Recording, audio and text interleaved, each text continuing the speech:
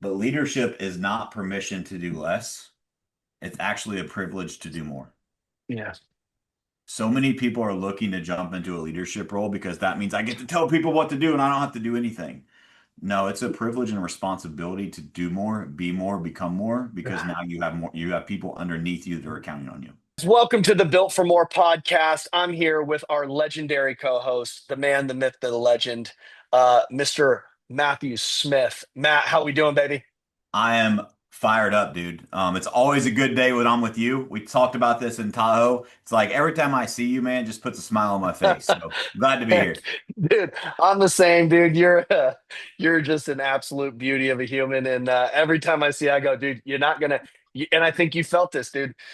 You're not gonna get no love from me. You're gonna get all the love. I don't care what mood you're in. I don't care, dude. You didn't sleep the night before. I don't care if your eyes busted up. I don't care if you were just in a hotel for 9 hours. When you see me, you're gonna get love, dude. Because that's Yep. just that's just how it goes down, brother. Man, and your energy is contagious, dude. So I'm a better human because of you. So I appreciate you. I appreciate you too, brother. Hey, and you absolutely crushed on stage in Tahoe. Thank you. Dude, Thank you. let's go over this podcast. Let's go over the things you discussed on stage, and what you share with the audience, and what are some of the things you're seeing. Because Matt's actually tripled his coaching business over the past few months. So he literally is 3x his coaching business. And so Matt gets to see, he's got like a laboratory essentially of top team leaders across the country and what's working, what's not working, where's the bottlenecks, what they're stuck with. And so that's kind of like the insight that we get to have, is like we get to Mhm. see kind of behind the curtains of these top team leaders from our Built for More mastermind that we had at your house, where we had 20 top team leaders. You talk to 20 top team leaders per week. And so I want to go over what you talked about on stage. I'll share about kind of what I shared on stage, and we can go. We can give the people that weren't able to make it to Tahoe, which is, by the way, is it the most legendary event in real estate? It's dude, it's yeah. If you are um if you listen to Dustin and I, you need to get your ass to Tahoe. Right? Mhm. Like it is an event that it's unlike any other, unmatched with the caliber of speaker, the caliber of human, zero fucking fluff, no sales pitch, just tremendous value with elite operators and leaders from the trenches. There's nothing like it. Yeah, and did you say it's probably the highest density room of top performers in the country? Yeah, John said from stage, that he is confident that the average team in that room, average was over 500 transactions a year. That's crazy. That's And there was crazy. 180 people in the room. That's crazy. Yeah, that's awesome.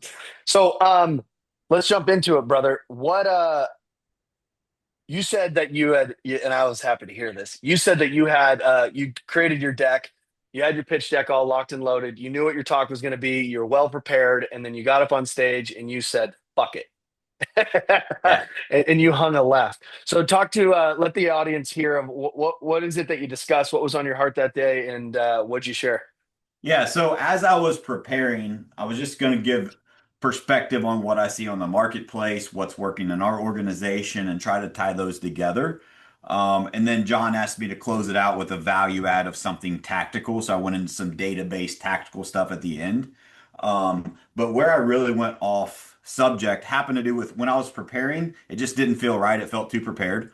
And then in conversations I was having prior to, so I was opening speaker on day one, right? Talk about some pressure. And so I didn't get to feel the environment. I had to create it and I had to start it. And so as I was on stage, because of Dustin and him being around me in our relationship, he just gives it to me straight in feedback. And he said, "Man, you need to present without decks. You're better whenever you're not reading from a slide and you're coming from the heart." And so I was aware of that. And so I started going through my slides and I just realized something just came to me and I'm like, fuck the slides. I'm just going to talk to the audience because I know I can help them. And the slide said nothing, but I think it said leadership was the only, like that was my cue in the slide. And so I talked legitimately the whole time about leadership. Um, and what I've observed, both being in, I went to probably 10 events this year. And I've spoke at probably 8 events this year. I have 20 coaching clients I get to talk to every week. At every event, I talk to top team leaders and amazing humans and operators. I do Zooms all, and so I'm very well connected. And so I sit back and I observe and I learn a lot. And what I've realized is that, and what I talked about on stage was sticking points that we have when we're growing a business. And I believe that leadership is the lever that gets everyone stuck.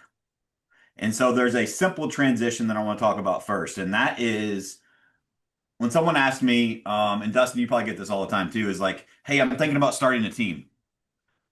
And when I unpack them, I'm like, all right, great. Why do you want to start a team? Why is it important? What is it like? What's the motivation behind it? And it's usually money. I want more time, whatever. And I'm like, all right, we got to have an honest conversation here because Yeah. starting a team so you can make more money and get more time back is not reality. So let's be real.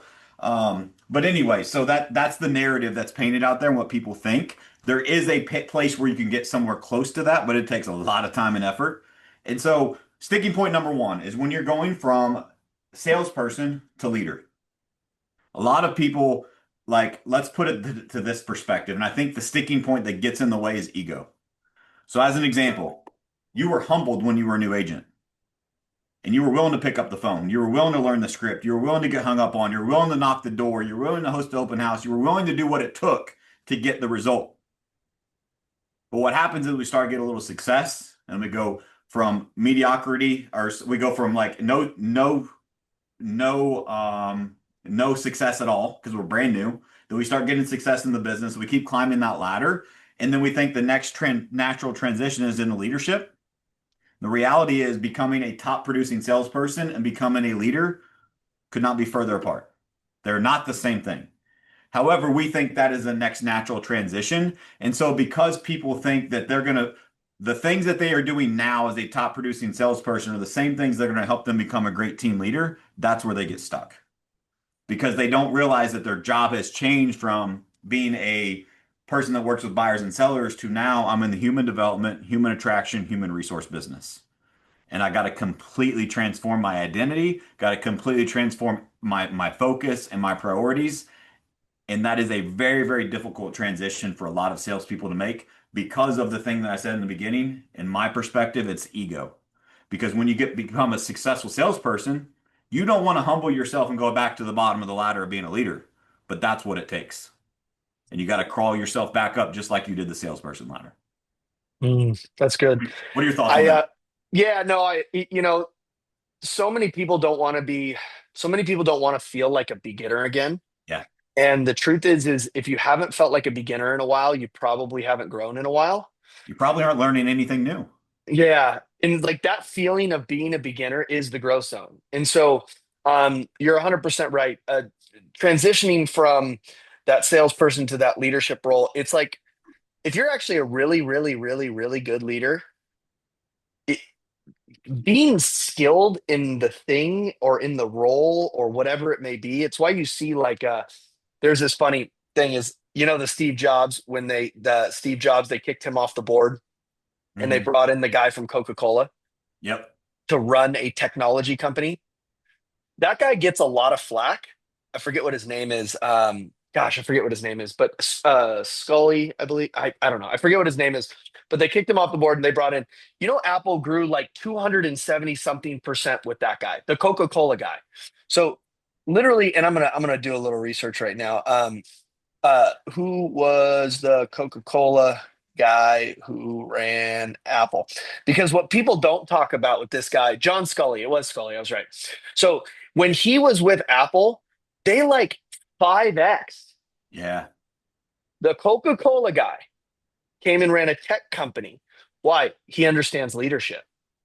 Like, if you understand leadership in all honesty, you should be able to run really any company because it's people and developing leaders is actually the skill. It's not sales. Yep. And so you actually have to learn a whole new skill, which is like you just said, the human behavior, human attraction, human development business. Those three things are skills. And so you can be, it's why, how often have you ever done this, Matt? You've had a top salesperson inside your organization, top dog, and you put him into a leadership role and he failed. Yes. Same. Yeah, same. All the time. Yeah. right? Because they're attached to this identity of being a top salesperson. Yep. And you have to shift your identity from top salesperson to leader, and then from leader of salespeople to leader of leaders, Yeah. which is your step, right? And so Yeah. Yeah. talk us into that. Yeah. So that's step number two. Is transitioning from salesperson to leader is step one, and that's sticking point one. But then once you get there, guess what? You got to go back to school and you're a beginner all over again because Uh, now your job is to become the leader of leaders. And I think the transition from salesperson to leader is very challenging, but most people can do it. Where I see the bigger sticking point and where I'm at in my coaching business now is the people that are transitioning from I'm leading other people, I'm still in sales to I want to actually develop other leaders underneath me. And that requires a whole nother level of leadership. And the reason that I got on this topic from stage is that I was just looking around the room and I knew a lot of the people there. And I remember at our mastermind, at Built for More Mastermind, and just the profitability struggles and the just openness and the people that are sharing that are just struggling right now. And I really wanted to unpack like, here's why you're struggling and here's how to fix it because I want everyone to win, right? And so I just think that we get stuck in we're shooting at the wrong target, right? And we think here's one of the things that I see people get stuck with, right? Is they're like, well, if my agents would, like, as soon as you catch yourself saying that, like you're the victim, like you can't, like it doesn't work. Like if your agents are doing based upon your leadership, and so it's a everything in your organization that you don't like, you don't agree with, you want to remove, you want to change, you want to add, it's all a reflection of you as a leader. And it's your willingness to accept that and work on that, the quicker that you do, the quicker that you'll get better results in your organization. And Mhm. so, and the only reason that I know any of this is because guess what? I've fucking done it wrong. Right. Yeah, And I yeah, just learned from it. And I'm yeah. not saying I'm perfect. I'm still learning every day, but like these principles I see this in my own life, my own business, my own past and history experiences, but also, again, in these environments, in these coaching clients, like I just see it over and over and over and over again. And everyone is looking for the secret to work around this problem when the problem is looking right back at the face. It's looking right in their face. Like it's Mhm. the mirror that they're refusing to look at. And so I just wanted to really bring that to fruition of like the minute you say, you know what, I'm no longer a salesperson, I'm no longer a team leader, like I'm a leader of humans. And I need to realize that everything in my environment that I don't like or align with or want to change, add, remove, improve is a reflection of my behaviors and or what I'm allowing. Now we can make some changes around it. And Mm. so again, the next sticking point is transitioning from leader of sales people to leader of leaders because until I believe you're not a leader until you create other leaders. And so many people think I'm like they have it confused of, well, my team's running, I'm doing sales, my team's doing sales, and we're doing good, so I'm a leader. But what happens if you were to disappear for a month? What's your organization look like? Right? And so I think it's developing the skills and the behaviors and spending the time and to develop other leaders inside your organization. And by the way, that doesn't mean that they're on salary. You can create informal leaders in your environment through applied accountability and implied standards that will allow you to facilitate growth inside of your environment. Yeah, you get a lot of leaders that get stuck in what's called the hero minion complex, which is Yeah. they want to be the hero and they want to have all their their minions, and then what happens when the hero leaves? Well, the minions start to go crazy. So, um, let's do this. Give me some tactical things. So when somebody's listening right now, Matt, and they're like, "All right, salesperson to leader. Okay, what does that look like?" And then from leader to leader of leaders, what are some tactical things, and or what are some characteristics that somebody can commit to um, inside of their business and inside of their identity in order to transcend into that leader? Yeah, really good. So from salesperson to leader, I think the biggest mistake that I see is people just they're not willing to accept that's what they need to change. Right? And they think that I'm just gonna, I know, Matt, you say this, Dustin, you say this, but I'm gonna keep doing it my way. And it's like this ego gets in the way of they want to do it their way instead of surrendering into, I now need to make a transition and realize that this is not about me, myself, and I. There's a bigger picture involved here. And we have to be able to surrender the outcome into I'm growing into something bigger than myself. Mhm. I think that's step one where I see people get stuck. What are Okay. your thoughts on that?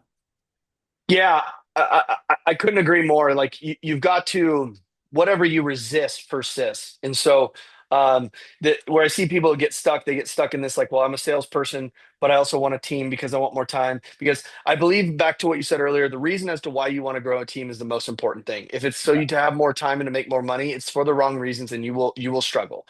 Now, if it's because you care about people and you want to change and impact lives, okay, that's a good start. That's number one. I'll give you some behaviors that I see. Number two is you have to start becoming predictable inside of your behavior. bingo. So what sales agents are able to do is sales agents can kind of they can you can kind of be sporadic. You can kind of act on how you feel, especially really good salespeople. Like we've had them on our team, right? They do 80 deals a year, and they don't follow any sort of routine or structure, and Yeah, because they've been in it for 10 years, and you can kind of get away with that. As a leader, you can't get away with that. So you can't get away with spontaneity and can't get away with unpredictability. And the reason why you can't get away with that is because so many people are watching you and so many eyes are on you. And so what you need to model is the behaviors that you want to see inside the organization. And so that's what I would write down if you're watching this is like model the behaviors you would like to see inside your organization. So when you write down your perfect agent, do they show up early or late? Okay, they show up late. Or early. Do they leave early or late? Late. Okay, so if you want your agents to show up early and leave late, what are you going to have to do? The same thing. Do you want predictability in their activities? Yes. Okay, so that's I need to see predictability in your activities. Okay, great. Third thing, their emotions. Do you want to see high highs and low lows, peaks and valleys, or do you want to see someone who has a level head? A level head. So you need to model a level head. And so okay. these are all of those things that I think you have to write down is like, what do you want to see inside your organization? Like, what does that person behave like? And then you need to behave like them. Okay. And then you have to behave like them on an extreme, more of an extreme level. Yes, because it's going to get diluted. It's going to get diluted as it goes down through the organization. So it's like, if you want to see people at a level 10, you got to be at a level 20. And so, like, that's super important. And then the next thing I would say is so predictability inside of your behavior, modeling the behavior you want to see inside of your organization. Third thing is to not lead out of personality. So it's a mistake I made early on was I would lead out of like my feelings, how I felt, my personality, who I was. And you have to realize you want the organization in itself to have its own personality with or without you. So Yes. what is that? That is your mission first. You got to get clarity on what your mission is, and you have to live out that mission. Number one. Number two is the values of the organization. You coach and lead to the values. You don't lead to your personality, and you're modeling those values every single day. Third thing is you are sharing the vision. How often? Every freaking day. Matt said this before. If you haven't said it 1,000 times, you haven't said it one time. And then you are the echo of the beliefs of the Yeah. organization. So you are constantly living out the mission, the vision, the values. You're constantly coaching to it. You're predictable with it. Your work ethic shows it. And you are also coaching to the systems and processes of the organization, not just off the freestyle of how you feel, which is what agents can get away with and still make money. Yep. Leaders can't. So those And, are some and things that I would add. dude, so good because and here's a really good list. I agree with every single one of them.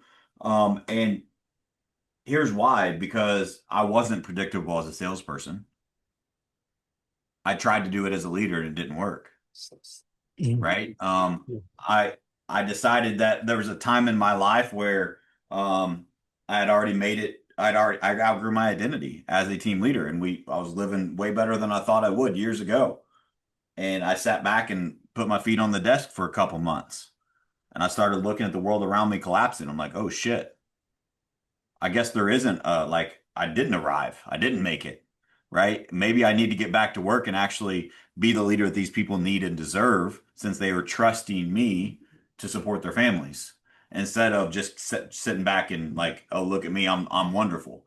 Um, and then I really, really think that so many people sleep on this, the mission, vision, and values. It is so important. It is so freaking important. I just had six agents on board yesterday in our organization, and I lead session one personally still with our organization. And it's around, it's a welcome to the team. Why do we exist? And then it's core values. It's mission and core values. And I do it personally because I want them to understand how fucking important it is. And it's everything. Without that, it doesn't, nothing else matters. And so many people don't even have that. Like, I ask this and I take a toll of everyone that joins the organization. I've never heard anyone come to the organization when I say that in a workplace environment, when I say core values and culture, what does that mean to you? No one's ever fired up and excited. They're always like, well, it's usually toxic. It doesn't exist. It's non-existent. No one ever says, you know what, my last job, they had amazing culture. They stuck to the values. They were people of integrity, and I'm fired up and I can't wait for my next job to have the same. Because it doesn't fucking exist in today's world. But if you can create that environment and you can uphold that standard and you can lead from principles and values and not personalities, you can change everything inside of your world. That's one of the things I admire about Dustin and how he lives his life and his environment. That's where a lot of his success comes from. That is the foundation. A lot of our, like the secret to our success in our environment, or in our world and our team is the environment, period. Has nothing to do with me and everything to do with the standards, principles, environment of the humans that are a part of it. Because they truly believe in it and they hold the line. They uphold it. And they hold other people accountable. And it's actually like it's when you walk in the room, you feel it. Like it's not bullshit. It's not words on the wall. It's real and we live it. So much so that guess what? One person called me after day one, said, I realize I'm not a good fit. I said, oh, how come? Why not? Well, you spend a lot of time talking about the values and this and this and this, and I just don't think it's for me. I said, great. I'm so glad you found that out now. Wish you the I best. get I get excited just as excited about those calls as I do the it's for me calls. Yep. 'Cause it means that we as leaders are clearly communicating exactly who we are and exactly who we're not. And so whenever I get that call, that's a symptom of you actually, what I just said, you communicating the values and the vision of the organization clear enough that someone knows if or if not, they're a fit. Dude, I've had people fucking stand up and leave at that point. Perfect. Love Yeah, it. absolutely. That means But you're clear how communicating who you many, are. let's go back to how many people get stuck, man. How many people are walking on eggshells? They're scared to stand in what they truly believe in and believe for, and they're trying to make everyone else happy. And so as a result, you become an entertainer and not a leader. Yeah. You're not running the fucking circus. You're running a real estate team and they need a leader. And I think there's a massive, massive difference that so many people struggle with. Well, I use this kind of as an analogy of like, you ever seen Gordon Ramsay? I mean, he's like got like 75 TV shows, right? Yeah. And so if you go work for Gordon Ramsay inside of one of his three-star Michelin restaurants, do you know what that environment's going to be like just because Gordon is unapologetically himself? Yeah. Gordon's unapologetically himself, right? And so if you don't want to go work at one of his three-star Michelin, you know what you're getting because he's not afraid to be himself and he's not afraid to be authentic. You as a leader, you have to know what your mission, vision, and values are, and you have to not be afraid to live them out and to be authentic in them. Because if you want more of a Chili's and like an Applebee's environment, you ain't for Gordon Ramsay's three Michelin star restaurant as a chef. You want to go be a chef at Applebee's, that's fine. It's like you got to know and you got to be clear about it and you got to be unapologetic about it and you got to communicate it clearly. So, good. Now, um, let's go. So we've got somebody. They're predictable. Their work ethics there. They're following the system processes. They're living out the mission, vision, and values. What is the biggest thing that holds people back from starting to actually curate and lead leaders, in your belief? My belief is I think that a lot of people struggle with making that transition because they still have the scarcity mindset. Meaning that there's two parts. I've seen both. One is that I don't want to spend I'm still selfish and I don't want to spend the time the energy, the effort that it takes to train someone to replace me. And I've also seen, well, if someone replaces me, what do I do? And so both of those hold people back from the next step. Mhm. Um, and so like there's some tactical things we can get into, but if people don't understand like what I see psychologically around it, the tactical doesn't matter, right? It's like you have to be willing to, I can give you the exact action steps, but if you don't truly believe it, it's never going to happen for you. And so Mhm. you have to be willing to surrender to the process. And you have to realize that it is an investment in growth and it's an investment in people. And here's the hard part. Some people won't work out. Some people will leave you. Some people will take advantage of the situation. You still got to stay focused on the mission Yeah. because developing other leaders, leadership, there's a reason that the top performing agents in the fucking country struggle to become a leader. It's hard. And now we're taking the next transition into now we're going to develop other leaders to lead those salespeople. That's a really, really difficult task for people to take on, and Mhm. they don't take it seriously. Like as an example, I did it wrong for so long. I did that. I burned it all down and I started over. What I did wrong was I gave people titles without them earning it, and I hired too many leaders because that's what a book told me to do. Hey, I'm growing and I'm scaling the business, so I need more leaders. In reality, Dustin, what the truth was, it was me not wanting to do the work that was required. So I hired other people and I blamed it on them when it didn't work. Mhm. And so I think that where people really, really get stuck again is just, man, it takes time, it takes energy, it takes effort.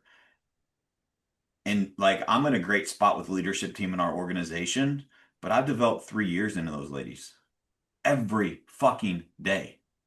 Number one, they were amazing to begin with. They're super open-minded, super coachable, and like I'm not taking any of the credit of the amazing humans they are, but ask them.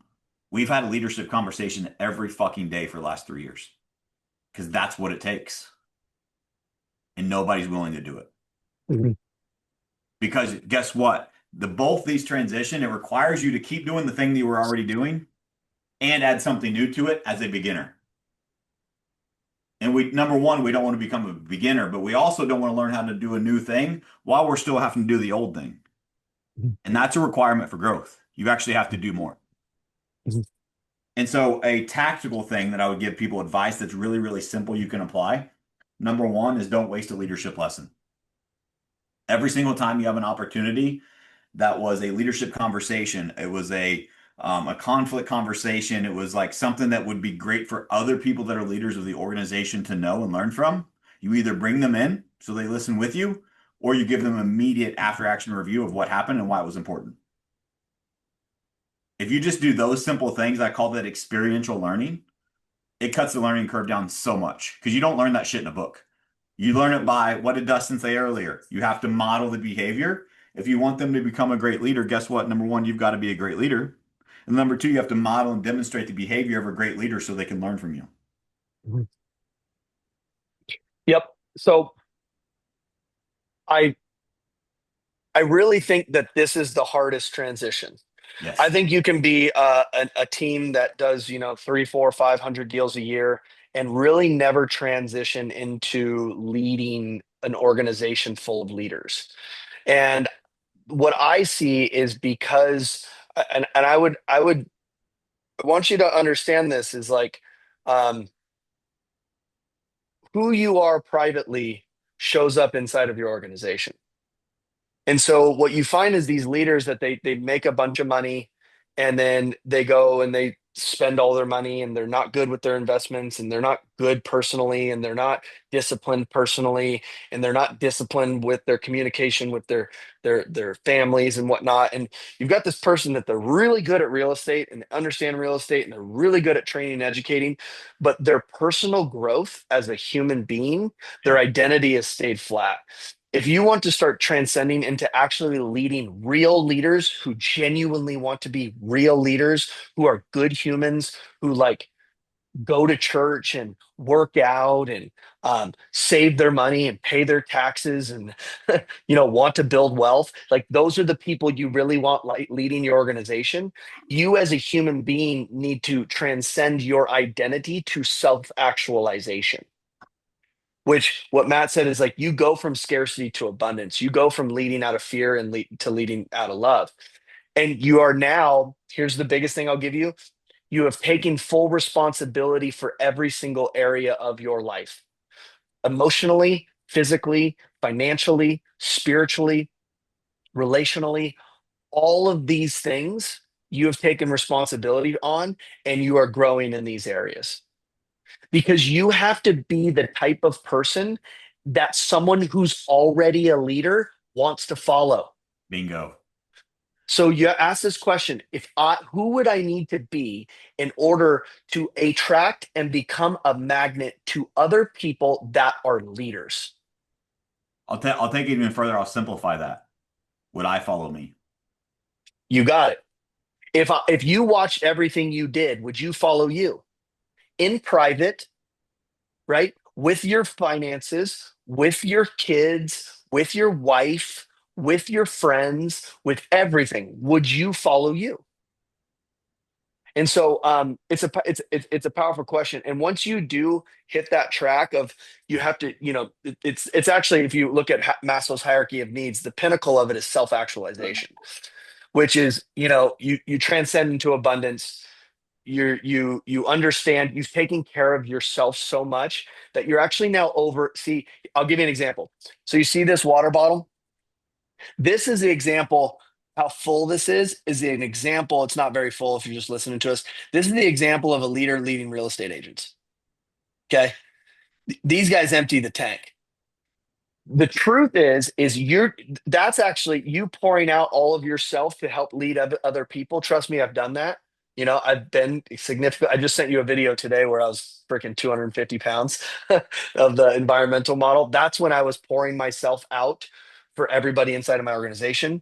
A leader that leads leaders fills their cup up so much that it overflows into the people around him or her. And so that's really important.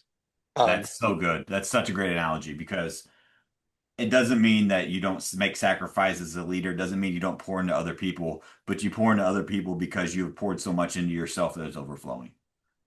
You got it. Yep. Yeah, You got it. 100%. Um, You got I'll have to send you some videos too of Fat Matt back in the day. it. Yeah. Dude. Dude, it's so funny. If you go on Fat YouTube and Matt you was a just terrible leader, just right. Crazy how that works. so funny. Well, and were you leading at the sacrifice of self?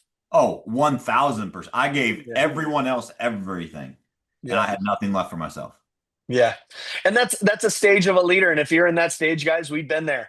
I've Yep. been freaking 200, I think the highest was like 270 pounds. I've freaking sacrificing my money, myself, my health, my everything for it. And Matt's been there too. Yeah, dude. I wrote down, I'm a quotes guy. I wrote down something that just popped in my head as you were talking, is that I think so many people misunderstand leadership. And so, I hope this makes sense. It just popped in my head. But leadership is not permission to do less. It's actually a privilege to do more. Yeah. So many people are looking to jump into a leadership role because that means I get to tell people what to do and I don't have to do anything. No, it's a privilege and a responsibility to do more, be more, become more, because now you have people underneath you that are counting on you. Yep. I don't believe people have a fear of success. I believe people have a fear of responsibility. And when it comes to leadership, you have to take on significantly more responsibility. And because people fight that so much is why they never really end up leading at the level they know they could in their heart. They say they want it, but they don't really want it because they're not willing to sacrifice what it takes to get it. And also they're scared to death of the responsibility that comes with that success. You got it. You got it. Matthew Smith, you're a good man. Back at you, my friend. I love and appreciate you so much. Hey guys, if you guys like this podcast, share it with your friends. We're on YouTube, we're on Spotify, we're on iTunes. Share it with your friends if you do enjoy it. Also, make sure and give us a review on any of those platforms on either Spotify or iTunes. Give us a review. And if you don't like the podcast, don't give us a review and eat it. All right, eat it because we're bringing fire to you guys every single week. Matt, you got anything to close out? No, dude, I just appreciate you. Appreciate what we're building here of like-minded people inside of this community and just honored to ride alongside you and build this community, dude. It's good stuff. Same, brother. See you on the next episode of Built for More.